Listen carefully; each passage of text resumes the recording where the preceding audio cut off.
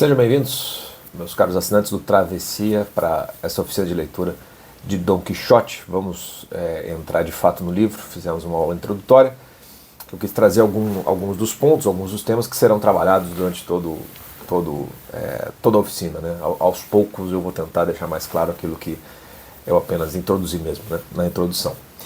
Dessa primeira aula, e talvez as primeiras sejam muito importantes para poder aproveitar bem a oficina, a leitura do livro, eu vou me concentrar aqui apenas no título da obra, o prólogo e o primeiro capítulo, tá?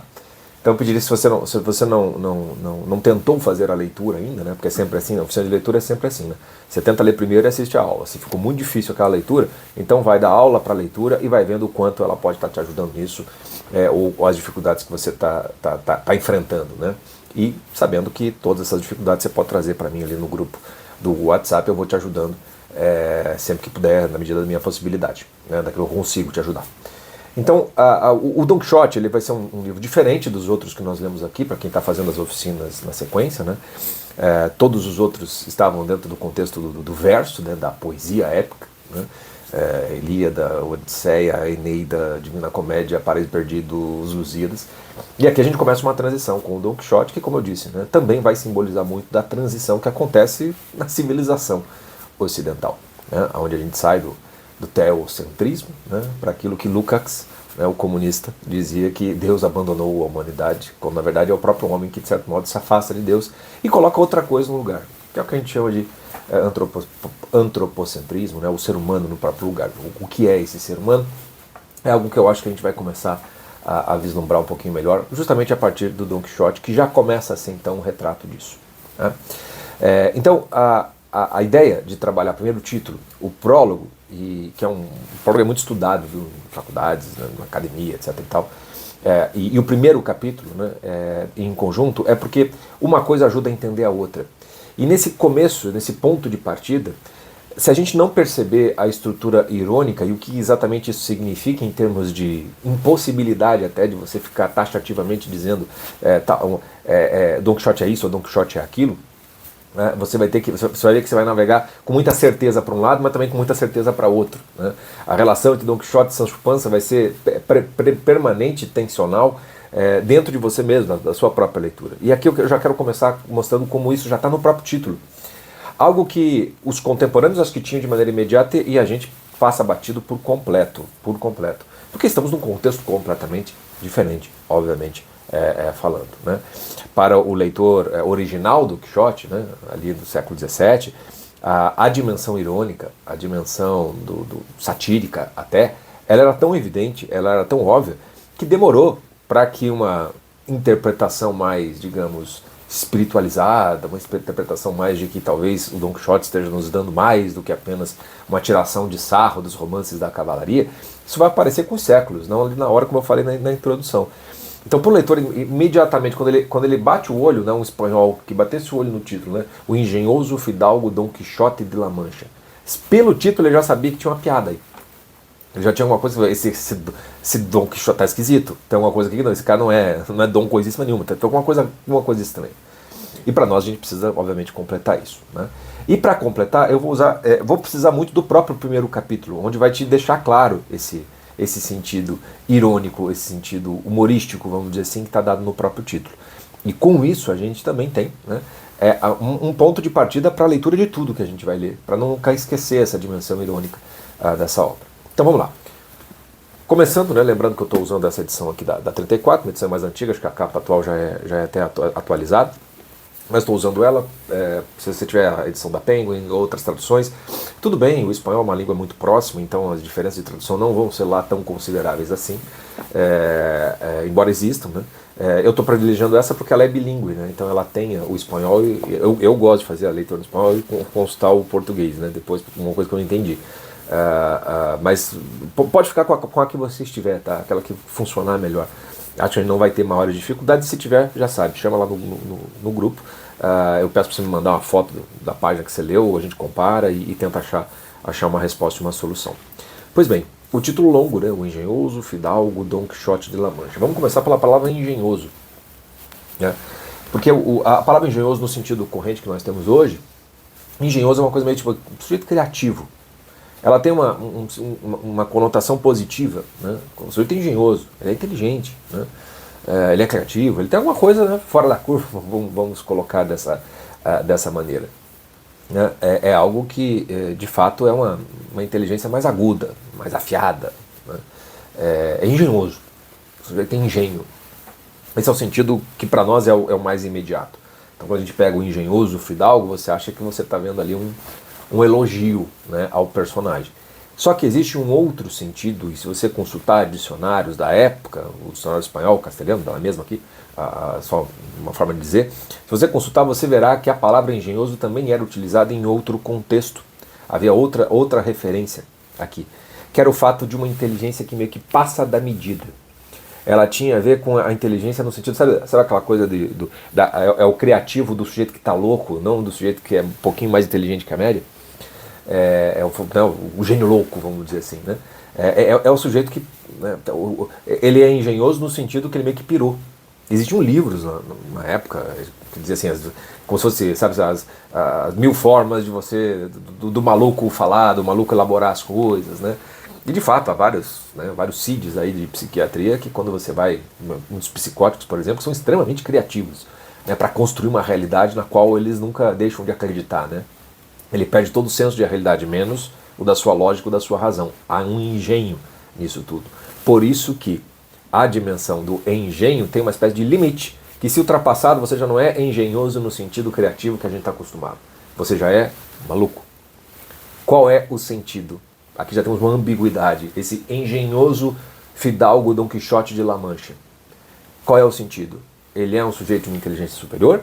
Ou ele já é um sujeito que está maluco? O título já vai dar uma indicação que o contexto da maluquice é mais presente do que o da inteligência superior. Por quê? Porque quando a gente vê o nome Dom Quixote, vamos para as próximas palavras, talvez faça mais sentidos. Fidalgo, né? Fidalgo é filho de algo, e fidalgo já te remete a um contexto de nobreza, né? Então você é filho de, né? Então você tem uma linhagem, uma pureza, você faz parte de uma nobreza, etc, etc, etc. Já tem uma coisa de superioridade aqui, portanto, né? E o dom, ele já tem uma característica. Na época, quando você recebia o título do dom, você tinha um título de alguém que tinha feito um grande feito. Nós estamos falando de uma nobreza das antigas, nas quais eram os nobres que faziam a defesa do país, que formavam as linhas do exército, que faziam as grandes conquistas. Ele recebia o título de dom porque ele tinha algo mais.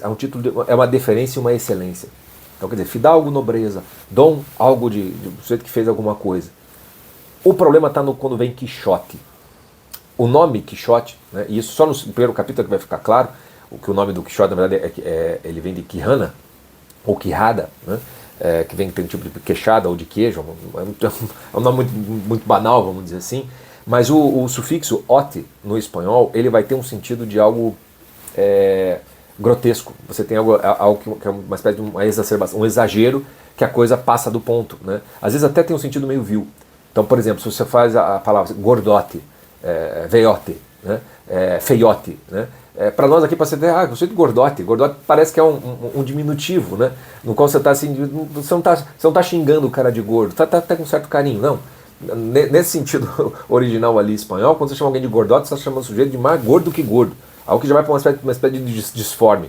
Então, quando tem a presença do ote, você já tem um sentido pejorativo aqui. E é aqui, então, que o nome Quixote, contrastado com engenhoso, fidalgo e dom, já dá uma impressão, eita, tem alguma coisa fora do lugar aqui. Se o nome do sujeito é Quixote, já tem uma espécie de bullying aqui com o Quijana, com o que dá. O sujeito é Quixote, entendeu? Então o negócio está meio torto aqui, entendeu? Uma coisa está fora. E deve estar fora em que sentido? No sentido do dom, no sentido do fidalgo e no sentido do engenhoso. O Quixote, ele se emenda com o sentido de engenhoso no aspecto da maluquice. O que faz do fidalgo e do dom um negócio que é risível. O sujeito talvez não seja nobre e grandioso, no sentido do grande cavaleiro, que realizou o grande feito, mas mais no sentido do sujeito que é objeto de riso do bobo da corte, que acha algo que ele não é, porque ele está meio maluco. E o finalzinho ali, o La Mancha, né, se refere a uma região da Espanha, ali onde fica Toledo, Albacete, que na época era uma região rural, onde não tinha nada, não se tinha grandes batalhas, não se tinha grandes feitos, né? Então o sujeito querer ser um cavaleiro ali, né, significa, bom, ou ele meio que se aposentou, né, não era um grande reino, não era um lugar dos grandes nobres ali, né, era da pequena nobreza, de uma pequena aristocracia, que cuidava das coisas, que não tinha grande dinheiro, grande influência, né. Então o Quixote de La Mancha já era um negócio que para o espanhol da época já era assim, tipo, lá não tem dom nenhum nessa região, lá não tem essa fidalguia toda aí, né, então tem alguma coisa aí que está meio fora do lugar, literalmente falando, né. E de fato, quando a gente vai para o primeiro capítulo, né? Eu vou deixar o prólogo para o final aqui dessa aula. Quando a gente vai para o primeiro capítulo, você confirma isso que eu estou te dizendo, que pelo título o espanhol da época já saberia. Porque quando você pega o sentido da ambiguidade, quando você vai para o primeiro capítulo, uma primeira coisa aqui, que já vamos destacar com relação à leitura, né? Você verá que no Quixote, o Cervantes ele constrói frases bastante caudalosas, no sentido que são frases bastante longas, onde ele diz algo e ele vai acrescentando mais coisas à medida que a frase vai avançando. Então um alerta que eu dou para vocês aqui é uma espécie de prestar atenção naquilo que é de certo modo da essência dessa frase, porque senão, como o estilo é muito, muito gostoso de ler, é muito agradável, né, é fácil você seguir o fluxo e às vezes não perceber quando grandes coisas, importantes coisas estão sendo ditas, né? Então a coisa pode passar muito batida, né, muitas vezes, né? Então, por exemplo, se você pegar esse primeiro capítulo, então logo estou na página aqui na 56, se você estiver lendo essa edição, é o equivalente do segundo parágrafo, né? Como as frases são muito longas, obviamente os parágrafos também serão muito longos. Então diz assim: cumpre então saber que este tal fidalgo, nas horas de ócio, que eram as mais do ano, se dava a ler livros de cavalaria com tanto empenho e gosto que esqueceu quase por completo o exercício da caça e até a administração dos seus bens. A tal ponto chegou sua curiosidade e seu desatino, que vendeu boa parte de suas terras de semeadura para comprar livros de cavalaria, e assim levou para casa tantos quantos do gênero pôde conseguir. E aí, na sequência da frase, ele vai falar de quais livros, qual o mais importante, que frases estão sendo ditas. E aí é fácil para você, como você está lendo para tentar chegar até o final da frase, para pegar o sentido, acabar meio que esquecendo esse comecinho no qual está sendo dito coisas muito relevantes. Vamos então se colocar no lugar desse sujeito, né, que tem ali, né, exercício da caça, administração dos bens, terras rurais, ele é uma espécie de um fazendeiro, e de repente esse sujeito vende partes das suas terras para ler livros de cavalaria. E está dito aqui de maneira literal, né? A tal ponto chegou sua curiosidade e seu desatino. A palavra desatino já diz que aquele engenhoso está mais para o sentido esse cara está meio maluco. E não é difícil a gente perceber assim, tem alguma coisa errada aqui. O cara está... Porque assim, vamos botar os romances de cavalaria aqui já. Acho que é bom a gente já colocar esse contexto aqui. O que são esses romances de cavalaria na época do Quixote, né? Eles eram muito famosos, eram os best-sellers da época, de certo modo. Nós estamos num começo de, vamos dizer assim, o livro impresso, né, a criação da imprensa, já conseguia alcançar muito mais pessoas. Então, obviamente, que o analfabetismo ainda era uma regra para o grosso da população, mas você já tinha um acesso muito mais facilitado à leitura, né, a essas histórias. E o que vendia a rodo mesmo eram os romances de cavalaria. Vendia-se muito e tinha aquela crítica, né? Best-seller, isso não tem qualidade, etc, que é uma das discussões do prólogo, né? E uma das finalidades, inclusive, do próprio livro, talvez, de tirar sarro desses livros por conta disso, né? Então é mais ou menos digamos assim, o certo preconceito que você teria quando você vai numa livraria e pega, sei lá, os livros da Jojo, não sei o que lá, esses romancezinhos adolescentes baratos, essas coisas que você não vai ver grande valor naquele negócio, pode até ser agradável de ser lido ou qualquer coisa que o valha, né? Os romances de cavalaria esses que estariam nas prateleiras. E eles não teriam um valor literário lá tão grandioso assim. Eram esses livros que estavam sendo ali na moda, né? E esses romances de cavalaria, eles vieram de um desdobramento, de um desenvolvimento do que era antes era o romance cortês, ali pelo século XIII mais ou menos. E a palavra romance, inclusive, né, ela é para os latinos, né, para o português isso ficou mais complicado, porque no espanhol você ainda tem a novela como sendo o romance tal como nós conhecemos, e para nós romance ficou uma palavra que se refere a muitas coisas. Na origem a palavra romance significa simplesmente aquelas histórias de língua românica, né? em prosa, pode ser até em verso, mas que vem desse... se é um romance, é uma história que é das línguas românicas, né? O espanhol, o italiano, então tem muito a ver também esse termo por conta do surgimento das identidades nacionais, né? das línguas locais, né? Então o romance ele vem para identificar esse tipo de literatura, isso lá na sua origem, né?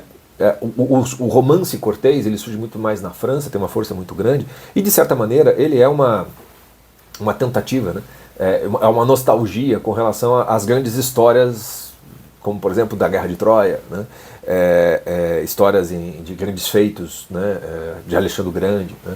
E o romance cortês tem todo um universo de amor, né? Que depois vai ser trabalhado no romantismo, amor romântico, né? Que aqui ainda não é esse o sentido, mas que o sacrifício de um grande cavaleiro em prol de uma grande amada, que muitas vezes é um amor que ele tinha que sublimar. O amor platônico aparece muito nessa época, o cavaleiro que se apaixona pela rainha e não tem como, né, ficar com a rainha, então ele luta por ela, morre por ela no campo de batalha. A história, o romance cortês está todo... uma das principais histórias eram as lendas arturianas, os bretões, né, do rei Arthur, o Lancelot. Todas essas histórias faziam parte ali. E nós estávamos ainda dentro de um contexto, ainda próximo, né, em que esses nobres, esses fidalgos, eles eram os que tinham que combater na defesa, né, do território, do país, né, da língua, da igreja, etc. e tal. Eram os nobres que levavam os seus servos, né, o que faziam parte ali, quantos homens tinham, né, e tinham que ir para a guerra, né. Então, por exemplo, se você... algo atual, talvez você possa estar assistindo, né, se você leu ou assistiu Guerra dos Tronos, ou agora A Casa do Dragão, né, que é o seriado que está passando enquanto eu estou gravando aqui em 2024. Você vai ver ali como é que as guerras funcionavam ali. São reinos que faziam os acordos entre si, e aí quando tem guerra você tem que pedir para as pessoas entrarem para o exército, não tem um exército pronto. Você tem que ir para a batalha. Então os nobres eram esses soldados, né? A vida deles era estarem prontos, então por isso eles ficavam treinando, é para batalha, é para batalha. E aí você, por isso mesmo tem muito, eu preciso de uma batalha aqui para ter um grande feito e tudo mais, né? Mas com o tempo, esses países eles vão desenvolvendo os seus exércitos. Os exércitos vão se profissionalizando.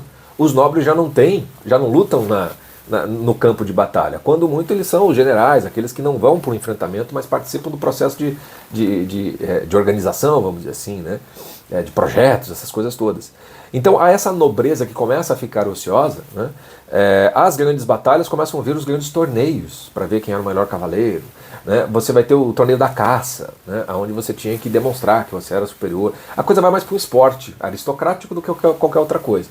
Me parece, eu não tenho muita certeza, mas quando você pega alguns esportes olímpicos muito antigos, como esgrima, tiro a flecha e tal, você vai vendo que isso é uma presença que, inclusive, se a gente voltar lá para a Odisseia do Ulisses, vocês vão se lembrar que, quando a gente lê a Odisseia, que Ulisses, quando chega à Ilha dos Feácios, né, eles fazem um torneio para mostrar o quanto eles são bons, né, nas armas das batalhas, mas não no contexto de batalha, no contexto de torneio, né. E vai acontecer a mesma coisa quando Ulisses volta para casa, para Ítaca, né? Então, ou seja, na falta da batalha você tem esses esportes com os quais essa classe que tem de ser a que defende, ela ociosamente acaba indo para isso, né? E isso no decorrer do tempo vai se tornando cada vez mais comum, quer dizer, há uma perda de poder dessa classe aristocrata de nobreza precisamente por conta disso, quer dizer, as batalhas, aquilo que lhe dava um grande sentido e um grande valor, acabam sendo profissionalizadas, né? Você tem os exércitos, que é o que acontece na época dos Cervantes. Então esses romances de cavalaria, já o romance cortês já tem um pouco disso, mas muito mais o romance de cavalaria, vem como algo nostálgico de uma época em que você tinha esses cavaleiros que então se colocavam na defesa, né, de algo, né, seja porque os deuses mandaram, seja porque a defesa da Grécia, de Troia, de Roma, né. No romance cortês já tem a coisa tipo assim, batalhar pelo amor de uma grande mulher, você veja que já tem uma coisa diferente. E nos romances de cavalaria vai ser mais ou menos isso. Eles desenvolvem isso, né? Eles são como é que eu posso colocar? São os mesmos temas, digamos assim, mas focados nas aventuras desses cavaleiros. Então o Amadís de Gaula, que é a principal referência aqui para o Don Quixote, ele vai ser uma espécie de James Bond, entendeu? Você vai ter ali, as pessoas vão ler aquelas histórias em que o Amadís é sempre o Amadís, né? Interessa então, né, as tramas, né? Os dramas que ele vai estar vivendo. Então, se a gente for fazer um paralelo com o nosso tempo, todas essas franquias, vamos dizer assim, de filmes, nos quais você tem o mesmo personagem vivendo uma série de aventuras, é mais ou menos algo análogo àquele dos romances de cavalaria. Tem o seu contexto de batalha, de valor, do amor romântico, que para nós já é menor, mas que ainda assim está presente em alguma medida, né? A própria franquia dos super-heróis, se vocês forem ver bem, traz algo assim, a história do Super-Homem, por exemplo, né?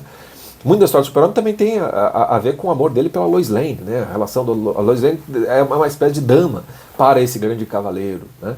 Então, o James Bond, né? Mesmo, sei lá, franquia de aventuras aí que vocês possam citar, isso está muito perto desse.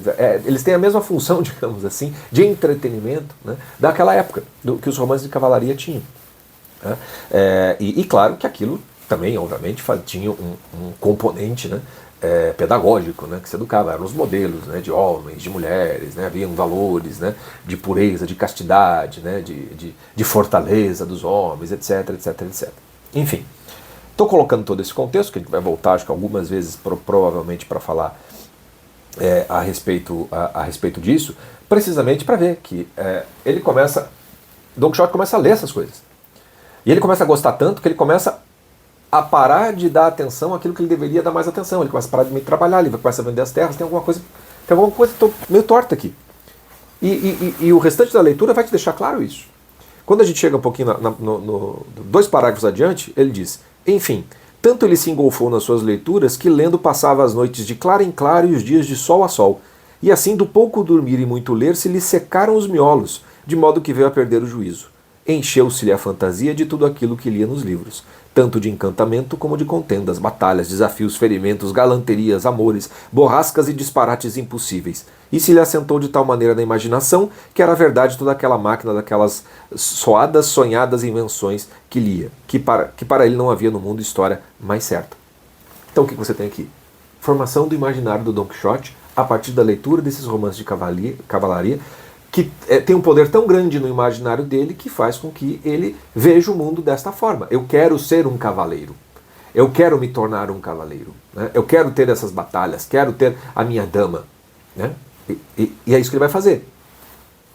Já está colocado no contexto que está no lugar de esse cara perdeu o tino, esse cara está meio fora da casinha, né? Pouquinho depois, próximo parágrafo, então, já de todo sem juízo, veio a dar com a mais estranho pensamento com que jamais deu algum louco neste mundo. Olha o negócio. Ele está maluco, louco. E foi que lhe pareceu conveniente e necessário, tanto para o aumento da sua honra como para o serviço de sua república, fazer-se cavaleiro andante e sair pelo mundo com suas armas e seu cavalo, em busca de aventuras e do exercício em tudo aquilo que lera que os cavaleiros andantes se exercitavam, desfazendo todo o gênero de agravos e pondo-se em transes e perigos que vencido lhe rendesse eterno nome e fama. Então o primeiro capítulo já diz muito claramente: esse homem, de tanto ler livro de cavalaria, decide ser um cavaleiro e vai sair pelo mundo desse jeito. E o livro diz assim: ele está louco. O primeiro capítulo está dizendo isso, ele está louco. Literalmente, um sentido literal aqui. Tem uma loucura aqui. Como é que eu vou entender esse negócio? Como é que eu faço para lidar com Don Quixote? Percebam que o sentido que a gente tem no Don Quixote é um sujeito idealista, né?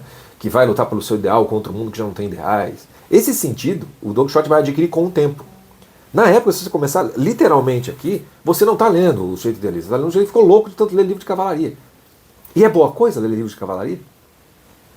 Aí entra o sentido do prólogo e daqueles sonetos, daquelas poesias que vêm na sequência.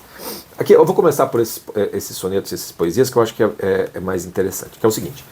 Aqui, né, na forma como está nessa edição, e provavelmente na sua, ele aparece logo depois do prólogo, e ele parece então fazer meio que parte daquele prólogo. Mas na verdade, se a gente fosse editar isso hoje, seria como colocar... Sabe quando nas contracapas você coloca o que disseram a críticos ou pessoas importantes, né? Como se fosse, esse livro é tal coisa, né? O jornal X, né? O crítico Y, né? O autor ou alguém famoso que disse a respeito daquilo, que é para fazer propaganda do livro, para dizer o quanto aquilo ali é bom, o quanto aquilo ali vale a pena fazer. Basicamente aqui, esses sonetos são isso, é aquilo que viria, né? Daqueles que fazem a propaganda sobre o livro, falando sobre o livro. Só que a diferença é que quem faz esses sonetos, aqueles que estão assinando, são personagens de grandes romances de cavalaria. Né? E todos eles são muito interessantes e valem a pena ser lidos, mas eu vou destacar o último deles, que é o do diálogo entre a Babieca e Roncinante, que é o cavalo do Don Quixote, né? Um cavalinho bem mirrado. Né? E esse soneto aqui não deixa a menor dúvida a respeito do sentido não só da loucura, mas do sentido risível dessa história, do sentido humorístico, né? Porque é basicamente assim o soneto. Começa com a Babeca falando e o Rocinante vai respondendo. Como estás, Rocinante? Tão mirrado. Rocinante. Porque nunca se come e se trabalha. Mas que é da cevada da tua palha? Rocinante. Não me deixa, meu dono, nem bocado. Volta a Babieca. Eia, senhor, que estáis bem mal criado, pois vossa língua de asno o dono malha.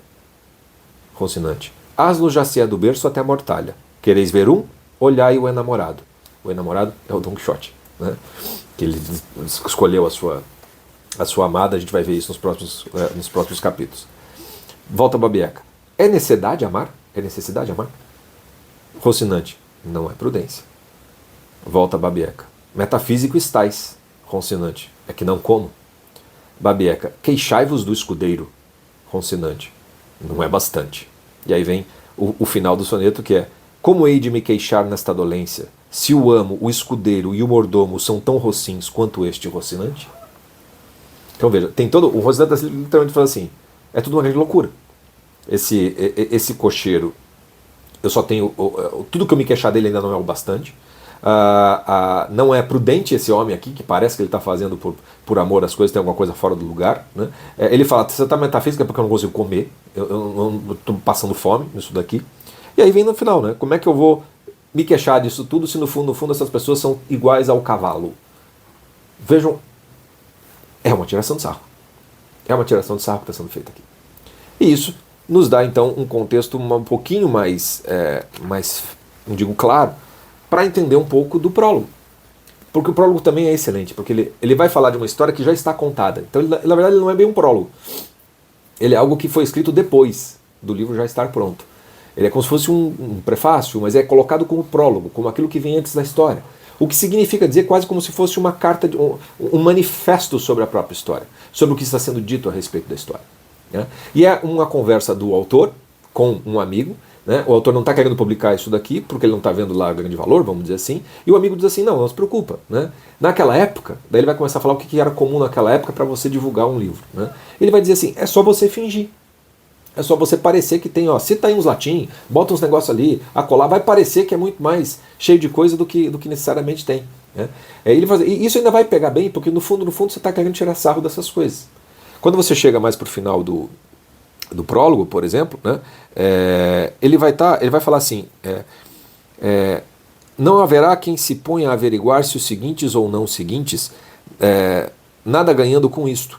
Quanto mais que, se eu bem entendo, este vosso livro não tem necessidade de nenhuma dessas coisas que dizeis que lhe faltam, pois todo ele é uma invectiva contra os livros de cavalarias, dos quais nunca se lembrou Aristóteles, nem disse nada a São Basílio, nem teve notícia a Cícero, etc, etc, etc. Mas abaixo ele vai dizer assim: enfim, levai a mira posta a derribar a mal fundada máquina desses cavaleirosos livros, detestados por tantos e elogiados por muitos mais, pois se tanto conseguirdes, não terei conseguido pouco. O que o cara está dizendo assim: você está fazendo um livro para tirar sarro dos livros de cavalaria. Então não se preocupe tanto com todas essas outras coisas aí que precisariam ter, né? Porque o que você está fazendo é algo que não precisa de nada disso. Na sequência volta o Cervantes, né? Que eles colocam o padrasto Don Quixote.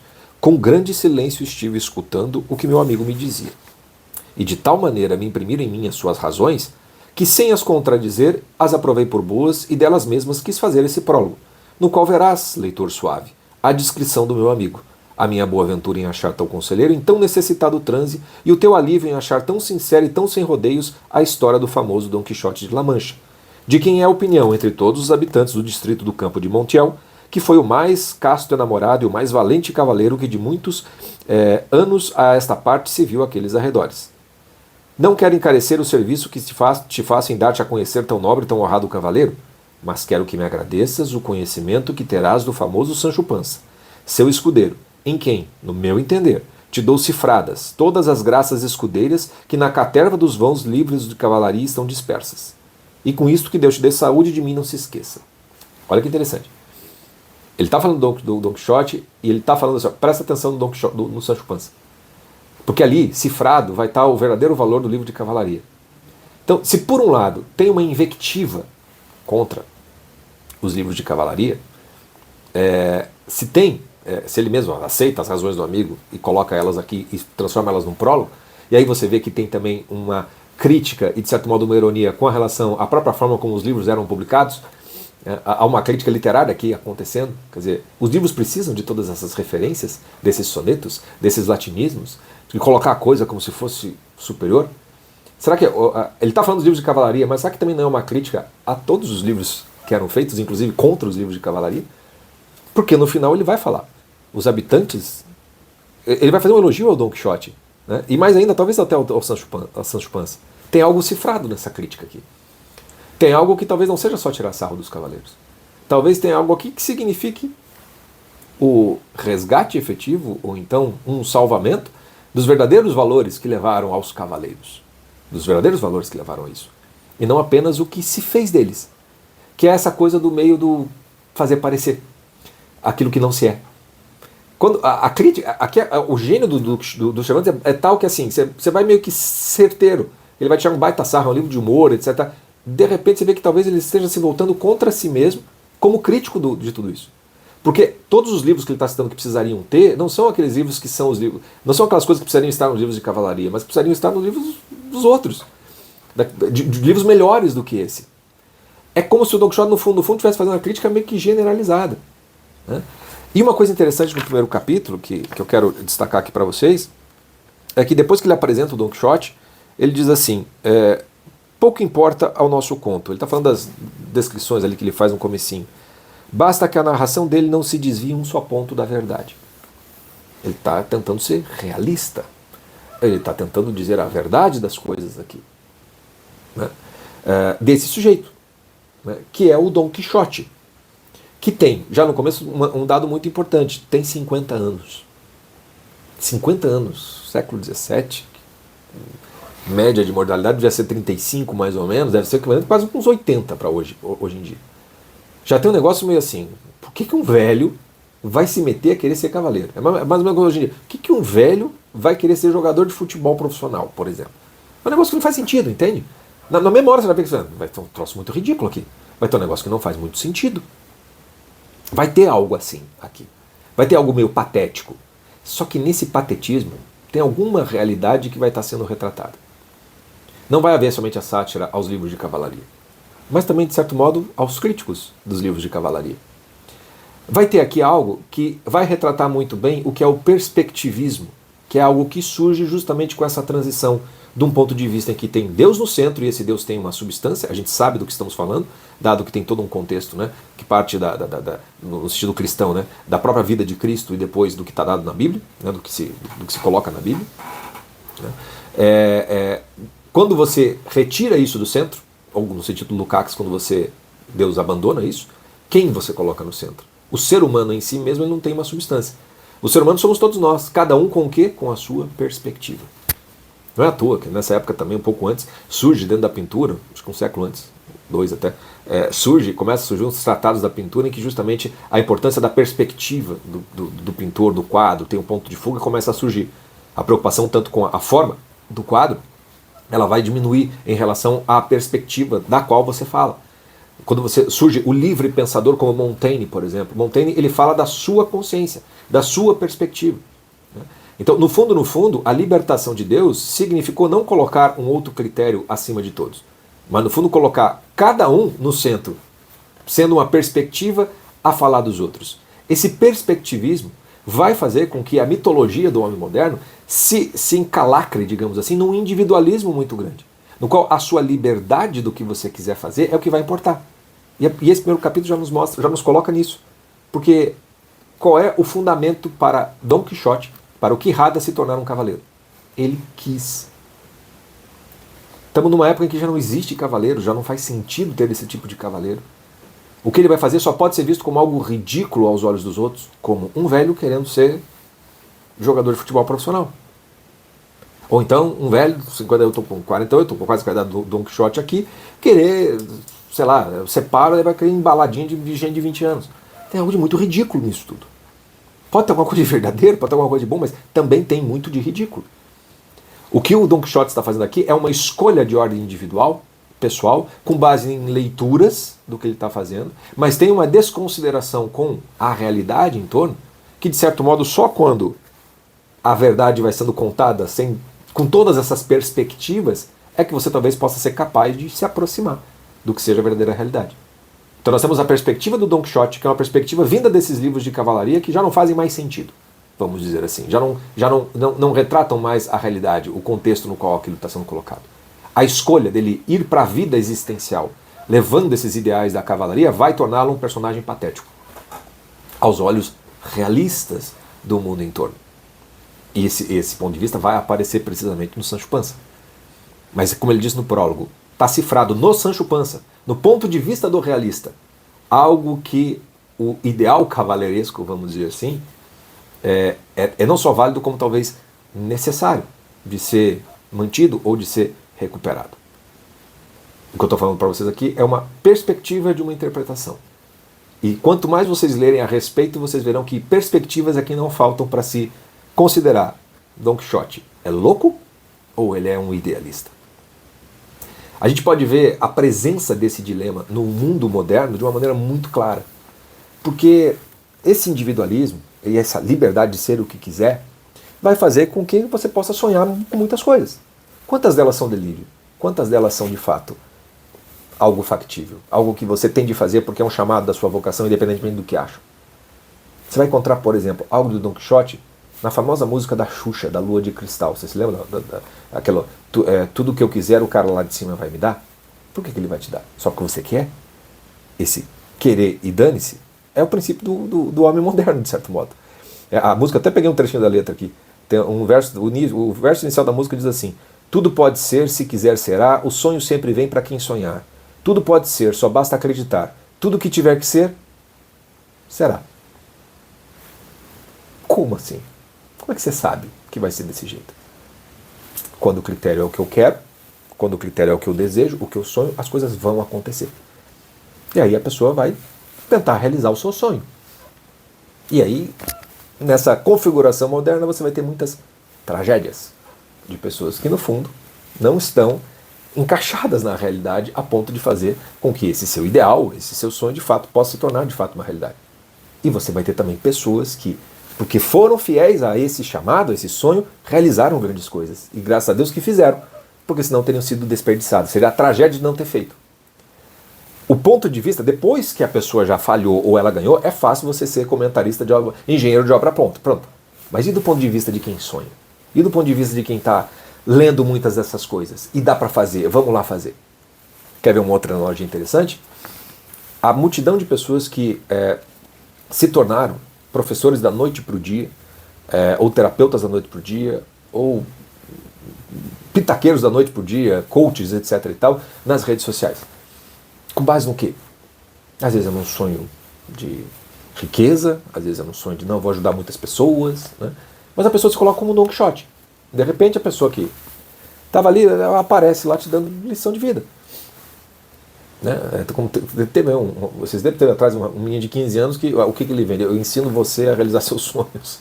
É um negócio assim. Você lê daquilo assim, eu não sei se o menino não ajuda mesmo. Mas o fato é que tem algo de quixotesco no sentido ridículo da coisa, de 15 anos, o jeito de se colocar nesse patamar. Não faz muito sentido. Né? Tem coisas que só a experiência pode te dar para você se colocar nessa posição. Né? Agora acontece que, bom, também, como é que faz, né? Como é que faz? Né? Se eu não acreditar naquilo que não parece um pouco de loucura lá no começo, também não consigo chegar onde eu quero chegar. Estamos num drama e numa tensão que é típica do homem moderno, porque no fundamento de tudo isso tem a sua perspectiva. Tem o seu próprio critério, aquilo que você quer fazer, e você vai ter que pagar o preço, de certo modo, por isso. É mais ou menos como o homem moderno vive. Antes você tinha o critério que era o que Deus quer que eu faça.